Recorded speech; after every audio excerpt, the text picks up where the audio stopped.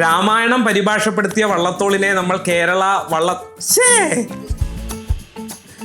വ്യാസൻ നമ്മുടെ കൊടുങ്ങല്ലൂർ കൊച്ചുണ്ണി തമ്പുരാനൊക്കെ കയറി വരുന്നത്. അപ്പോ ഗീതാഞ്ജലി മലയാളത്തിലേക്ക് പരിഭാഷപ്പെടുത്തിയിട്ടുണ്ടാകും ആണോ? അതുകൊണ്ട് മാത്രമല്ല അല്ല പോയോ പിന്നെ ഈ ദാദാസാഹിബ്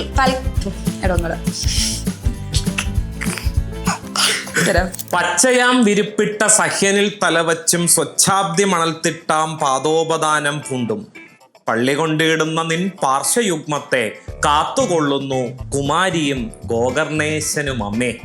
അല്ല മാഷ്, ഇതെന്താ ഇപ്പൊ വള്ളത്തോളിന്റെ കവിതയൊക്കെ ആയിട്ട്? ഇന്നത്തെ ദിവസത്തിന്റെ പ്രത്യേകത ടീച്ചർക്ക് അറിഞ്ഞുകൂടാ? എന്തു പറ്റി? ഇന്ന് നവംബർ 1 കേരളപ്പിറവിയാണ്. അതുകൊണ്ടാണോ വള്ളത്തോളിന്റെ സാഹിത്യ മഞ്ജരിയിലെ കവിതയൊക്കെ ചൊല്ലിക്കൊണ്ട് വരുന്നത്? തീർച്ചയായിട്ടും വള്ളത്തോളില്ലാതെ നമുക്കെന്താ ആഘോഷം? അതെ, വള്ളത്തോളില്ലാതെ മലയാള ഭാഷ അങ്ങോട്ട് പൂർണ്ണമാവത്തില്ലല്ലോ. അതെ അതെ അതെ, നമ്മുടെ കേരള വാൽമീകി അല്ലേ അദ്ദേഹം? തീർച്ചയായിട്ടും കേരള വാൽമീകിയുമാണ്, കേരള ടാഗോറുമാണ്, കേരള ടെന്നിസൺ കൂടിയാണ്. കേരള ടെന്നിസണുമാണ്. എന്തുകൊണ്ട് കേരള വാൽമീകി?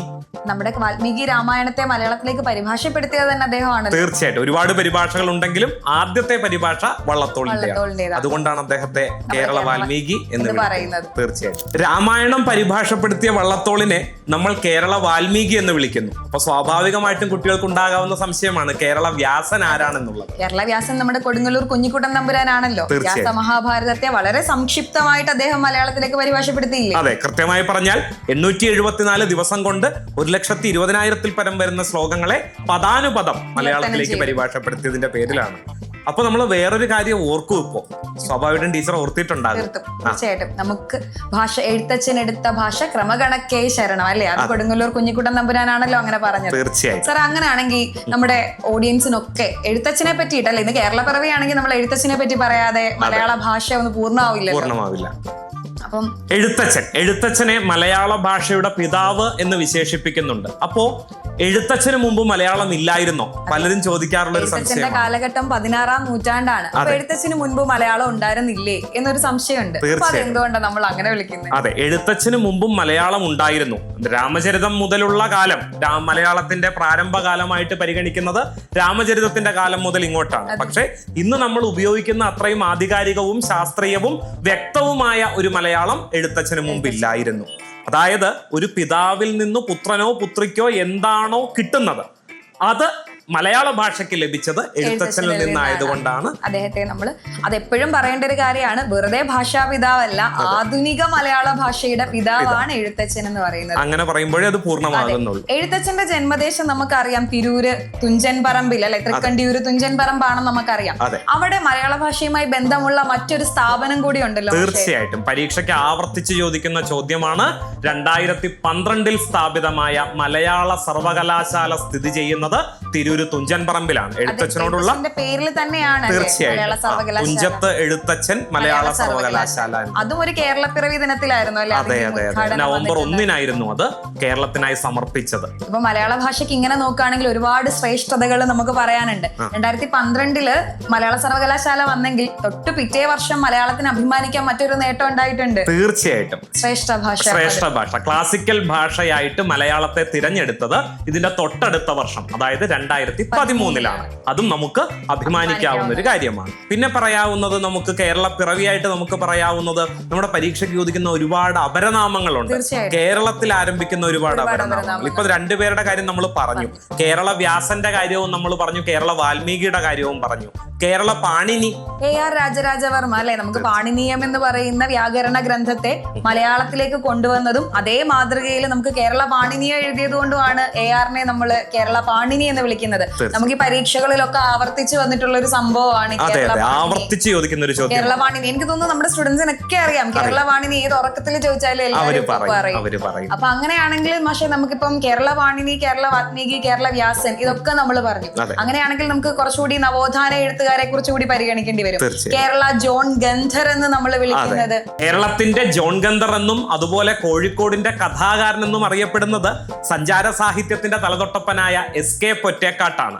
ശങ്കരൻകുട്ടി കുഞ്ഞിരാമൻ പൊറ്റേക്കാട്ട് എന്നാണ് അദ്ദേഹത്തിന്റെ അതും ചോദിച്ചിട്ടുണ്ടെന്ന് തോന്നുന്നു. അതൊക്കെ നമ്മൾ ശരിക്കും പറഞ്ഞാല് ഒരു നോർമൽ വിദ്യാർത്ഥികൾ അറിഞ്ഞിരിക്കേണ്ട കുറെ കാര്യങ്ങൾ അല്ലേ? അതെ അതെ അതെ. അത് PSC വിദ്യാർത്ഥികളെക്കാൾ ഉപരി ഒരു മലയാളി അറിഞ്ഞിരിക്കേണ്ട. അതെ, നമ്മൾ മലയാളികളൊക്കെ അറിഞ്ഞിരിക്കണം. നമ്മുടെ ഭാഷയും നമ്മുടെ നാടിനെയും പറ്റിയിട്ടുള്ള അടിസ്ഥാന വിവരങ്ങളൊക്കെ നമ്മൾ അറിഞ്ഞിരിക്കണം. ഈ അടിസ്ഥാന വിവരം എന്ന് പറഞ്ഞപ്പം സാർ ആദ്യം ചൊല്ലിയ കവിത ഞാൻ ഓർത്തു പോവുകയാണ്. പച്ചയാം വിരിപ്പിട്ട് എന്ന് തുടങ്ങുന്ന വരികള് നമ്മുടെ കേരളത്തിന്റെ ഭൂപ്രകൃതിയെ പറ്റിയും ഭൂമിശാസ്ത്രപരമായ അതിരുകളെ പറ്റിയിട്ടൊക്കെ പറയുന്നത്. ഞാൻ ഈ അവസരത്തിൽ നമ്മുടെ ബിപിൻ സാറിനെ ഓർത്തു പോവുകയാണ്. വല്ലാണ്ട് ഓർക്കുന്നു ബിപിൻ സാറിനെ. അദ്ദേഹത്തിന്റെ അഭാവം നമുക്കിവിടെ ഉണ്ട്. എന്നിരുന്നാലും നമുക്കിപ്പോ മലയാള ഭാഷയെ പറ്റി പറയുമ്പോൾ നമ്മൾ കേരള ചേർന്ന് വരുന്ന കേരള ജോൺ ഗന്ധർ SK ആണെന്ന് പറഞ്ഞു. അങ്ങനെയാണെങ്കിൽ നമുക്ക് വീണ്ടും ഒരു കാര്യം കൂടെ ഓർക്കേണ്ടതായിട്ടുണ്ട്. കേരള മോപ്പസാങ്. തീർച്ചയായിട്ടും എന്റെ നാട്ടുകാരൻ കൂടിയായ ആലപ്പുഴക്കാരൻ കൂടിയായ കേരള മോപ്പസാങ് എന്നും കുട്ടനാടിന്റെ കഥാകാരൻ എന്നും അറിയപ്പെടുന്നത് തകഴി ശിവശങ്കരപിള്ളയാണ്. 84-ൽ സമഗ്ര സംഭാവനയ്ക്കുള്ള ജ്ഞാനപീഠ പുരസ്കാരം നൽകി രാഷ്ട്രം അദ്ദേഹത്തെ ആദരിക്കുകയും ചെയ്തു. ജ്ഞാനപീഠത്തെ പറ്റി പറഞ്ഞപ്പോ ഞാൻ ഒരു കാര്യം കൂടി പറഞ്ഞോട്ടെ. മലയാളത്തിൽ നിന്ന് 6 പേർക്ക് ഇതുവരെ ജ്ഞാനപീഠ കിട്ടിയിട്ടുണ്ട്. ആദ്യം കിട്ടുന്നത് 1965-ൽ G ശങ്കരക്കുറുപ്പിന് തന്നെയാണ്. ആദ്യത്തെ ജ്ഞാനപീഠം മലയാളത്തിന് തന്നെയാണ് വരുന്നത്. ഏറ്റവും ഒടുവിൽ 2019-ൽ അക്കിത്തത്തിന് വരെ എത്തി നിൽക്കുന്നു. മലയാളത്തിൽ 6 പേർക്ക് ലഭിച്ചിട്ടുണ്ട് എന്നുള്ളതും നമ്മൾ ഓർക്കേണ്ടതാണ്. അതെ അതെ അതെ. അത് വളരെ പ്രധാനപ്പെട്ടത്. ഈ ജ്ഞാനപീഠ പുരസ്കാരം നേടിയ മലയാളികളെ പരമപ്രാധാന്യത്തോടു കൂടി പഠിക്കണം എന്ന് സിലബസിൽ പറയുന്നുണ്ട്. 65-ൽ G ശങ്കരക്കുറുപ്പാണെങ്കിൽ 80-ൽ SK Pottekkatt, 84-ൽ Thakazhi Sivasankara Pillai, 95-ൽ MT Vasudevan Nair, 2007-ൽ ONV കുറുപ്പും, 2019-ൽ Akkitham Achuthan നമ്പൂതിരിപ്പാടുമാണ്. ഇതിൽ ആദ്യത്തെ 2 ആളുകൾക്കും കൃതികൾക്കും പിന്നീടുള്ളവർക്കൊക്കെ സമഗ്ര സംഭാവനയ്ക്കുമാണ് കിട്ടിയിട്ടുള്ളത്. ഇപ്പൊ പല നമ്മുടെ സ്റ്റുഡൻസ് ഒക്കെ പറഞ്ഞു കേട്ടിട്ടുള്ള ഒരു കാര്യമാണ് തകഴിക്ക് കയറിനല്ലേ ജ്ഞാനപീഠം കിട്ടിയത്. അതൊരിക്കലും അതൊരു മിസ്ബിലീഫ് ആണ്. എല്ലാവരും തെറ്റിദ്ധാരണകളാണ്. തകഴിക്ക് കയറിനല്ല കിട്ടിയിട്ടുള്ളത്. തകഴി മുതൽ ഇങ്ങോട്ടുള്ളവർക്കൊക്കെ സമഗ്ര സംഭാവനയ്ക്കാണ് ജ്ഞാനപീഠ പുരസ്കാരം ലഭിച്ചിട്ടുള്ളത്. തീർച്ചയായിട്ടും 1981 വരെയാണ് ഒരു കൃതിക്ക് ജ്ഞാനപീഠം. 82 മുതൽ ഇങ്ങോട്ട് സമഗ്ര സംഭാവനയ്ക്കാണ്. പക്ഷെ ടീച്ചർക്ക് ഒരു കൗതുകരമായ കാര്യം അറിയുമോ? തകഴിയുടെ സ്മാരകമുണ്ട്. അവിടെ കൊത്തിവച്ചിരിക്കുന്നത് തകഴിക്ക് ജ്ഞാനപീഠം കിട്ടിയിരിക്കുന്നത് കയറിനാണ് എന്ന്. അത് നമ്മൾ ഒരിക്കൽ ചർച്ച ചെയ്തിട്ടുള്ള വിഷയം. കയറിന് വയലാർ അവാർഡാണ് കിട്ടിയിട്ടുള്ളത്. കയറിനെ പറ്റി പറയുമ്പോൾ ഒരു കാര്യം കൂടി നമ്മൾ പറയണം. മലയാളത്തിലെ ബൃഹത് നോവലുകളിൽ 2ാം സ്ഥാനം അല്ലെ, വലിപ്പത്തിൽ 2ാം സ്ഥാനമുള്ള നോവലാണ് കയർ എന്ന് പറയുന്നത്. അങ്ങനെയാണെങ്കിൽ ഈ വലിപ്പത്തിൽ 1ാം സ്ഥാനത്ത് നിൽക്കുന്ന നോവലിനെ കുറിച്ചുകൂടെ നമ്മളൊന്ന് മനസ്സിലാക്കണം. സ്വന്തം അമ്മയെ അത്രത്തോളം സ്നേഹിച്ച, സ്വന്തം അമ്മയുടെ പേര് തുലികാനാമമായി സ്വീകരിച്ച MK മേനോൻ, വിലാസിനി എന്ന MK മേനോൻ, അദ്ദേഹത്തിന്റെ 4 വാല്യങ്ങളിലായി ഇറങ്ങിയിട്ടുള്ള അവകാശികൾ എന്ന നോവലാണ് മലയാളത്തിലെ ഏറ്റവും വലിയ നോവൽ. 2ാം സ്ഥാനം തകഴിയുടെ കയറിനാണ്. അപ്പൊ നമ്മള് മോപ്പസാങ് തകഴിയാണെന്ന് പറഞ്ഞു. അങ്ങനെയാണെങ്കിൽ കേരള പുഷ്കിൻ ആരാണ്? അധികം ആർക്കും അറിയാൻ വഴിയില്ല കേരള പുഷ്കിൻ ആരാണെന്നുള്ളത്. റഷ്യൻ കവിയായ പുഷ്കിന്റെ പേരിൽ അറിയപ്പെടുന്നത് ബാലമുരളി എന്ന തൂലികാനാമത്തിൽ ആദ്യകാലത്ത് കൃതികൾ എഴുതിയിരുന്ന ഒറ്റപ്ലാക്കൽ നീലകണ്ഠൻ വേലുക്കുറുപ്പാണ്. അങ്ങനെ പറഞ്ഞാൽ അറിയില്ല. ONV കുറുപ്പിനാണ് അങ്ങനെ ഒരു അപരനാമത്തിൽ അറിയപ്പെടുന്നത്. ഒരു നാണയത്തിന്റെ 2 വശങ്ങൾ എന്നതുപോലെ പ്രണയത്തെയും വിപ്ലവത്തെയും ഒരുമിച്ച് ആവിഷ്കരിക്കാൻ തന്റെ കാവ്യങ്ങളിലൂടെ അദ്ദേഹത്തിന് സാധിച്ചു എന്നിടത്താണ് അദ്ദേഹം കേരള പുഷ്കിൻ എന്ന അപരനാമത്തിന് അർഹനായി തീരുന്നത്. അപ്പൊ സാറ് വിപ്ലവത്തെ പറ്റി പറഞ്ഞപ്പോ ഞാൻ ഒരു കാര്യം കൂടെ ആഡ് ചെയ്യാം. നമുക്ക് വിപ്ലവ കവി എന്ന് പറഞ്ഞിട്ട് ഒരു കവിയെ നമ്മൾ വിശേഷിപ്പിക്കുന്നുണ്ടല്ലേ അപരനാമമായിട്ട്. ഈ വിപ്ലവ കവി എന്ന് പറയുന്നത് നമ്മുടെ വയലാർ രാമവർമ്മയാണ് അല്ലെ. വയലാറിന്റെ വിപ്ലവ കവിതകളിൽ തുളുമ്പുന്ന ആ വിപ്ലവം എന്ന് പറയുന്നത് അല്ലെ പുന്നപ്ര വയലാർ സമരം തൊട്ടിങ്ങോട്ട് നിറഞ്ഞു നിൽക്കുന്നതാണ്. ആലപ്പുഴക്കാരായിട്ടുള്ള നമുക്ക് ഭയങ്കര റിലേറ്റബിൾ ആണത്. അപ്പോ വിപ്ലവ കവി വയലാറാണെന്ന് നമുക്കറിയാം. അപ്പൊ അങ്ങനെയാണെങ്കിൽ കേരള പുഷ്കിൻ ONV ആണെങ്കിൽ കേരള ഹെമിംഗ്വേ എന്ന് പറയുന്നത് മലയാള ഭാഷയുടെ പെരുന്തച്ചൻ എന്ന് നമുക്ക് വിശേഷിപ്പിക്കാവുന്ന അടുത്ത കാലത്ത് നമ്മെ വിട്ടുപിരിഞ്ഞു പോയ MT വാസുദേവൻ നായരാണ് കേരള ഹെമിംഗ്വേ എന്ന അപരനാമത്തിലും ഒപ്പം തന്നെ നിളയുടെ കഥാകാരൻ. നിളയുടെ കഥാകാരൻ മാത്രമല്ല വള്ളുവനാടിന്റെ കഥാകാരൻ കൂടിയാണ്. നാലുകെട്ടുകളുടെ കഥാകാരൻ. ഇങ്ങനെ ധാരാളം വിശേഷണങ്ങൾ MTക്ക് ഉണ്ട് എന്നുള്ളത് അല്ലെ. അടുത്ത കാലത്ത് മലയാള സാഹിത്യത്തിന് നമ്മുടെ സാംസ്കാരിക ലോകത്തിന് സംഭവിച്ച ഏറ്റവും വലിയ നഷ്ടമാണ് അദ്ദേഹത്തിന്റെ വിയോഗം എന്ന് പറയുന്നത്. അദ്ദേഹം ബാലസാഹിത്യ കൃതിയെ സ്വന്തം പേരിൽ എഴുതാൻ അദ്ദേഹത്തിന് മടിയായിരുന്നു. അപ്പൊ അദ്ദേഹം ഒരു തൂലികാനാമം ഉപയോഗിച്ചാണ് എഴുതിയിരുന്നത്. സരള എന്ന തൂലികാനാമത്തിൽ സാഹിത്യരചന നടത്തിയിരുന്നത് MT വാസുദേവൻ നായരാണ്. ഇപ്പൊ നമ്മൾ പറഞ്ഞു നിളയുടെ കഥാകാരനാണ് MT വാസുദേവൻ നായർ. അങ്ങനെയാണെങ്കിൽ നിളയുടെ കവി എന്നറിയപ്പെടുന്ന ഒരു കവി നമുക്കുണ്ട്. നമ്മുടെ സ്വന്തം P അല്ലെ, P കുഞ്ഞിരാമൻ. അവനവനെ തിരഞ്ഞ കവിയാണ്. അതെ, എന്നെ തന്നെ തിരഞ്ഞ കവിയാണ് അല്ലെ. നിത്യ നിത്യകന്യകയും കവിതയെ ഒരു നിത്യകന്യകയായിട്ട് തേടിപ്പോയ കവിയാണ് പി. കുഞ്ഞിരാമൻ നായർ എന്ന് പറയുന്നത്. പി. കുഞ്ഞിരാമൻ നായരാണ് നിളയുടെ കവി എന്നറിയപ്പെടുന്നത്. അതുപോലെ അദ്ദേഹം പ്രകൃതിയുടെ കവി എന്നറിയപ്പെടുന്നതും പി. കുഞ്ഞിരാമൻ നായർ തന്നെയാണ്. പ്രകൃതി ഉപാസകനാണ്. അദ്ദേഹത്തെ കുറിച്ച് ആറ്റൂർ രവിവർമ്മ അതിമനോഹരമായ ഒരു കവിത എഴുതിയിട്ടുണ്ട്, മേഘരൂപൻ എന്ന കവിത. മേഘരൂപൻ അറിഞ്ഞിരിക്കേണ്ടതാണ്. നമ്മുടെ പരീക്ഷയ്ക്ക് LDCക്കൊക്കെ സ്ഥിരം ചോദ്യമായിരുന്നു ഒരു കാലത്ത്. മേഘരൂപൻ എന്നുള്ളത് ശരിക്കും ആനയുടെ പര്യായമാണ്. പക്ഷെ അദ്ദേഹം ആറ്റൂര് അങ്ങനെ വിശേഷിപ്പിച്ചത് പി. കുഞ്ഞിരാമൻ നായരെയാണ്. അപ്പൊ അങ്ങനെയാണെങ്കിൽ ഇപ്പൊ നമ്മള് കേരള ഹെമിംഗ്വേ പറഞ്ഞു. അങ്ങനെയാണെങ്കിൽ കേരള ക്ഷേമേന്ദ്രൻ എന്ന് പറയുന്നത് നമ്മുടെ വടക്കങ്കൂർ രാജരാജവർമ്മയാണ്. അപ്പൊ നമ്മൾ കവികളുടെ കൂട്ടത്തിൽ എടുക്കുകയാണെങ്കിൽ ഈ കേരള ചേർന്ന് വരുന്നവർ ഒരുപാട് പേരുണ്ട്. നമ്മൾ ഈ കേരളപ്പിറവി ദിനത്തിൽ അതിനെ കുറിച്ച് ഒന്ന് ഓർത്തിരിക്കേണ്ടത് അല്ലെ. അപ്പൊ കേരള എലിയറ്റ് എന്ന് പറയുന്നത് ജീവിതം തന്നെ സഫലമായ ഒരു യാത്രയാണെന്ന് പറഞ്ഞു വെച്ച നമ്മുടെ കക്കാടാണ് കേരള എലിയറ്റ് എന്ന് പറയുന്നത്. NN കക്കാട്, നാരായണൻ നമ്പൂതിരി കക്കാട് എന്ന NN കക്കാട്. ആർദ്രമീ ധനുമാസ രാവുകളിൽ ഒന്നിൽ എന്നാരംഭിക്കുന്ന ക്ലാസ്മേറ്റ്സിലെ നരയൻ അതിലെ രണ്ടുപേരി പാടുന്നുണ്ട്. NN കക്കാടിന്റെ ഈ കവിത സാറ് ചൊല്ലിയപ്പം അതിനകത്തൊരു വിഷാദം അല്ലെ, ഒരു വിഷാദ ഛായയുണ്ട്. ജീവിതം തീർന്നു പോകുന്ന ഒരു അവസരമാണ്. അദ്ദേഹം ക്യാൻസർ പേഷ്യന്റ് ഒക്കെ ആയിട്ട് ഇരുന്ന സമയത്താണ് ഈ കവിത എഴുതുന്നത്. അപ്പൊ അങ്ങനെയാണെന്നുണ്ടെങ്കിൽ ഈ വിഷാദം ചേർത്ത് വെച്ച് ഞാൻ ഒരു കാര്യം കൂടി പറയാം. വിഷാദത്തിനൊരു കവിയുണ്ട് മലയാളത്തില് അല്ലെ, മരണത്തെ ഏറ്റുവാങ്ങിയ ഒരു കവി, വളരെ സന്തോഷത്തോടു കൂടി സ്വീകരിച്ച കവി. വിഷാദത്തിന്റെ കവി എന്ന് പറയുന്നത് നമ്മുടെ ചങ്ങമ്പുഴ പ്രസ്ഥാനത്തിൽ പെടുന്ന ഇടപ്പള്ളി രാഘവൻ പിള്ളയാണ്. അങ്ങനെയാണെങ്കിൽ ഞാൻ ഒരു കാര്യം കൂടെ ചോദിക്കാം. വിഷാദത്തിന് ഒരു കവി മാത്രമല്ല മലയാളത്തിൽ ഉള്ളതെന്ന് നമുക്കറിയാം. വിഷാദത്തിന് ഒരു കവയിത്രി കൂടിയുണ്ട്. അത് ഒരിക്കൽ കൂടി ഞാൻ പറയണേ, കവയിത്രിയാണല്ലേ. അവസാനത്തെ രണ്ടക്ഷരത്തിന് മാത്രമാണ് വള്ളിയുള്ളത്. പദശുദ്ധിയുമായി ബന്ധപ്പെട്ട് നമ്മുടെ പരീക്ഷയ്ക്ക് ഏറ്റവും അധികം ചോദിച്ചിട്ടുള്ള ചോദ്യം അറിഞ്ഞോടെ എത്ര വട്ടം ആ ചോദ്യം ചോദിച്ചിട്ടുണ്ട് എന്നുള്ളത്. അപ്പൊ കവയിത്രിയാണ്. വിഷാദത്തിന്റെ കവയിത്രി എന്ന് പറയുന്നത് നമ്മുടെ രാജലക്ഷ്മി ടീച്ചറെയാണ് അങ്ങനെ വിളിക്കുന്നത്. അതെ, രാജലക്ഷ്മി ടീച്ചർ വിഷാദത്തിന്റെ കവയിത്രി മാത്രമല്ല അല്ല എമിലി ബ്രോണ്ടി കൂടിയാണ്. കേരള എമിലി ബ്രോണ്ടി എന്നറിയപ്പെടുന്നതും രാജലക്ഷ്മി ടീച്ചറാണ്. ഈ വിഷാദത്തിന്റെ കവിയുടെ കാര്യം പറഞ്ഞപ്പോ ഞാൻ മൃത്യുബോധത്തിന്റെ കവിയെ കുറിച്ച് ഓർത്തു. മാതൃബോധത്തിന്റെ കവി എന്നറിയപ്പെടുന്നത് ബാലാമണിയാണ്. പക്ഷെ മൃത്യുബോധത്തിന്റെ കവി എന്നറിയപ്പെടുന്നത് ശങ്കരക്കുറുപ്പാണ്. അതെ, പ്രഥമ ജ്ഞാനപീഠ പുരസ്കാര ജേതാവായ G. ശങ്കരക്കുറുപ്പാണ് മൃത്യുബോധത്തിന്റെ കവി. നിമിഷം, വേളി, എന്റെ വേളി തുടങ്ങിയ കവിതകൾ. ബോധത്തിന്റെ മാത്രമല്ല, ദാർശനികനായ കവി കൂടിയാണ്. മിസ്റ്റിക് കവിയാണ്, സിംബോളിക് കവിയാണ് അദ്ദേഹം. അദ്ദേഹത്തിന്റെ സൂര്യകാന്തിയും ഓടക്കുഴലും ഒക്കെ കേൾക്കുമ്പോൾ തന്നെ നമുക്ക് ആ ഒരു മിസ്റ്റിസിസം, ആ ഒരു സിംബോളിക് എലമെന്റ് അദ്ദേഹം എത്രത്തോളം കൊണ്ടുവരുന്നു എന്ന് മനസ്സിലാവാൻ തീർച്ചയായിട്ടും. അപ്പൊ അങ്ങനെ ഒരു നീണ്ട ഒരു വഴി അല്ലെ, നമുക്ക് പറഞ്ഞു തുടങ്ങിയാൽ എങ്ങും പോയിട്ട് എത്തി ഒരു ഫുൾ സ്റ്റോപ്പ് ഇടാൻ പറ്റാത്ത രീതിയിൽ മലയാള ഭാഷ വല്ലാണ്ട് വളർന്നിട്ടുണ്ട്. ഇപ്പൊ ഏറ്റവും ഒടുവിൽ നോക്കുകയാണെങ്കിൽ അവാർഡുകൾ തന്നെ. ഇപ്പൊ നമ്മൾ എഴുത്തച്ഛനെ പറ്റി പറഞ്ഞൊരു കാര്യം ഉണ്ടായിരുന്നു. ഇപ്പൊ എഴുത്തച്ഛനെ പറ്റി പറഞ്ഞപ്പോ ഞാൻ ആലോചിച്ചൊരു കാര്യമുണ്ട്. എഴുത്തച്ഛനെ പുതുമലയാൺമതൻ മഹേശ്വരൻ എന്ന് വിളിച്ചൊരു കവി നമുക്കുണ്ട്, നമ്മുടെ സ്വന്തം വള്ളത്തോൾ നാരായണ മേനോൻ തന്നെയാണ് എഴുത്തച്ഛനെ പുതുമലയാൺമതൻ മഹേശ്വരൻ എന്ന് വിശേഷിപ്പിച്ചത്. അപ്പൊ അങ്ങനെയാണെങ്കിൽ മാഷേ, നമ്മൾ എഴുത്തച്ഛനെ പറ്റി പറഞ്ഞപ്പോ ഞാൻ ഒരു കാര്യം കൂടി ഓർക്കാണ്. എഴുത്തച്ഛൻ എഴുതുമ്പോൾ എന്ന് പറയുന്ന കവിത എഴുതിയിട്ടുള്ളത് നമ്മുടെ K. സച്ചിദാനന്ദനാണെന്ന് നമുക്കറിയാം. അങ്ങനെയാണെങ്കിൽ ഈ എഴുത്തച്ഛൻ എഴുതുമ്പോൾ അതേ പേരിൽ മറ്റൊരു കാവ്യം കൂടി ഒരു അടുത്ത കാലത്ത് നമുക്ക് വന്നിട്ടുണ്ട്.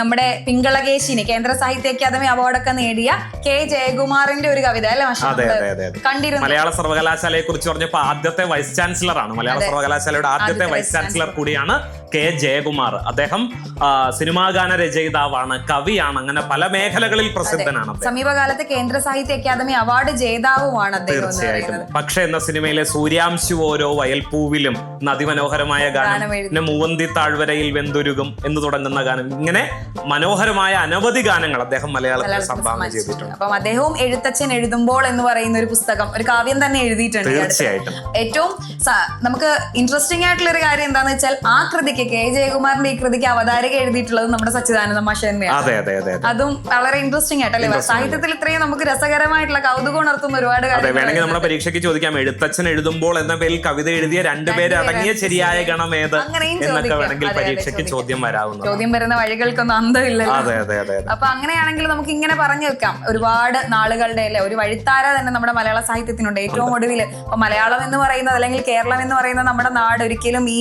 ഭാഷയിലോ സാഹിത്യത്തിലോ മാത്രം ഒതുങ്ങി നിൽക്കുന്നതല്ല, മറിച്ച് ഒരുപാട് എവിടെ ചെന്നാലും അവിടെ ഒരു മലയാളി ഉണ്ടാകുമെന്ന് നമ്മൾ കേട്ടിട്ടുണ്ട്. അപ്പൊ അങ്ങനെയാണെങ്കിൽ ഏറ്റവും ഒടുവിൽ മലയാള സിനിമയ്ക്ക് മോഹൻലാലിലൂടെ അല്ലെ, നമ്മുടെ സ്വന്തം ലാലേട്ടനിലൂടെ ഒരു ദാദാ സാഹിബ് ഫാൽക്കെ അവാർഡ് കൂടി കിട്ടിയിട്ടാണ് നമ്മൾ നിൽക്കുന്നത്.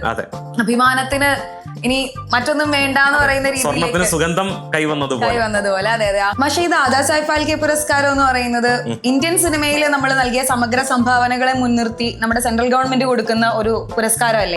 അങ്ങനെയാണെങ്കിൽ നമ്മുടെ മലയാള സിനിമയ്ക്ക് നമുക്ക് ഇതുപോലൊരു പുരസ്കാരം ഉണ്ടല്ലോ, നമ്മുടെ JC ഡാനിയൽ പുരസ്കാരം എന്ന് പറയുന്നത്. മലയാള സിനിമയുടെ പിതാവായിട്ട് നമ്മൾ കാണുന്നത് JC ഡാനിയലിനെയാണ് അല്ലെ. വിഗതകുമാരൻ എന്ന് പറയുന്ന ആദ്യത്തെ സിനിമ 1928 നമുക്ക് സമ്മാനിച്ചത് JC ഡാനിയലാണ്.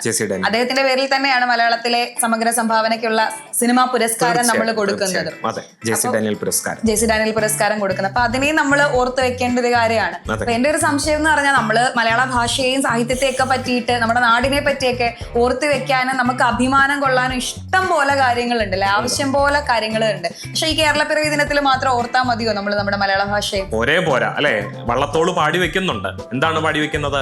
മറ്റുള്ള ഭാഷകൾ കേവലം ധാത്രിമാർ, മർത്യന്നു പെറ്റമ്മ തൻ ഭാഷ താൻ. എന്റെ ഭാഷ എന്ന് പറയുന്ന മനോഹരമായ കവിതയില് മലയാളികളായിട്ടുള്ളവർക്കൊക്കെ കേട്ട് പരിചയമുള്ള വരികളാണല്ലേ, ചെറിയ ക്ലാസ്സുകൾ തൊട്ടേ പഠിക്കുന്നത്.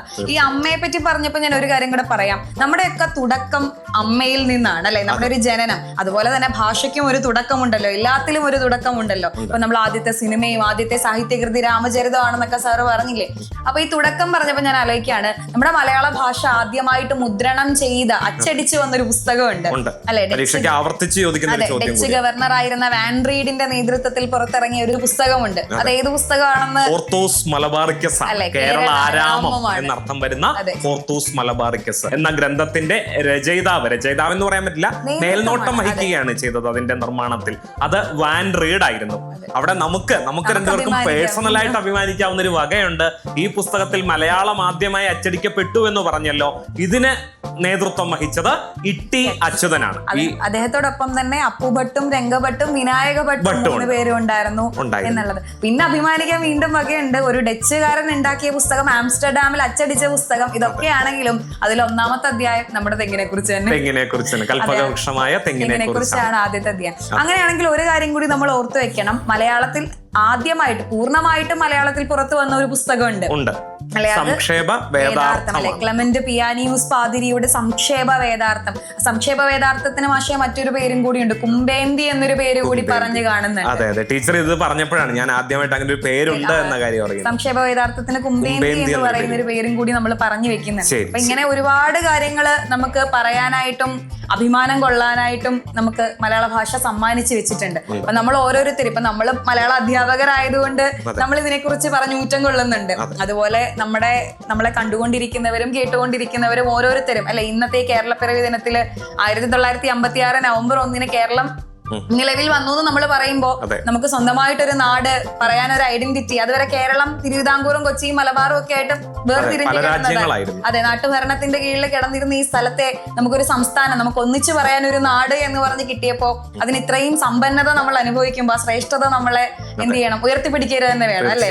അത് മലയാളത്തിന്റെ അഭിമാനിക്കാവുന്ന വകകൾ ഇനിയും ഉയർന്നുകൊണ്ടേയിരിക്കും. കാരണം മലയാളം പഠിപ്പിക്കുന്നത് ഞാനും ഷിബിന ടീച്ചറുമാണല്ലോ. അപ്പൊ സ്വാഭാവികമായിട്ടും മലയാളത്തിന് അഭിമാനിക്കാൻ ഇനിയും ഏറെ വകയുണ്ടാകും എന്ന കാര്യത്തിൽ യാതൊരു തർക്കവുമില്ല. അതെ, അപ്പൊ ഇനിയും ഒരുപാട് വിഷയങ്ങൾ നമുക്ക് മലയാളത്തെ കുറിച്ച് സംസാരിക്കാനുണ്ട്. അത് സംസാരിച്ച് തുടങ്ങിക്കഴിഞ്ഞാൽ ഒരു അരമണിക്കൂറിലോ 1 മണിക്കൂറിലോ ഒന്നും നിൽക്കാനായിട്ട് പോകുന്നില്ല. അനന്തം അജ്ഞാതം അവർണ്ണനീയമാണ്. അതെ, അങ്ങനെ തുടർന്ന് പോയിക്കൊണ്ടേയിരിക്കും. അപ്പോ ഈ കേരളപ്പിറവി ദിനത്തില് നമ്മളെ കണ്ടുകൊണ്ടിരിക്കുന്നവർക്കൊക്കെ നമുക്ക് കൊടുക്കാനുള്ള ഒരു സന്ദേശം എന്ന് പറയുന്നത് അല്ലെ, നമ്മുടെ ഭാഷയെ സ്നേഹിക്കുക, ഭാഷയെ ഇഷ്ടപ്പെടുക, അതിലോർത്ത് അഭിമാനം കൊള്ളുക, ഇതൊക്കെ തന്നെയാണല്ലേ മാഷേ? അതെ, തീർച്ചയായിട്ടും. പ്രാദേശിക ഭാഷ എന്ന് ചുരുക്കപ്പേര് വിളിക്കാതെ മാതൃഭാഷ എന്ന അഭിമാനത്തോടുകൂടി വിളിക്കാൻ നമുക്ക് ഓരോരുത്തർക്കും സാധിക്കുന്നിടത്താണ് നമ്മൾ യഥാർത്ഥത്തിൽ മലയാളികളായി തീരുന്നത്.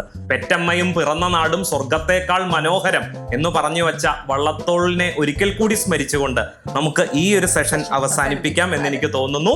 നിങ്ങളുടെ അഭിപ്രായത്തിനനുസരിച്ച് ഇതുപോലത്തെ രസകരമായ സെഷനുകളുമായിട്ട് ഞങ്ങൾ വീണ്ടും വരുന്നതായിരിക്കും. അപ്പൊ എല്ലാവർക്കും ഹൃദയത്തിന്റെ ഭാഷയിൽ കേരളപ്പിറവി ആശംസകൾ.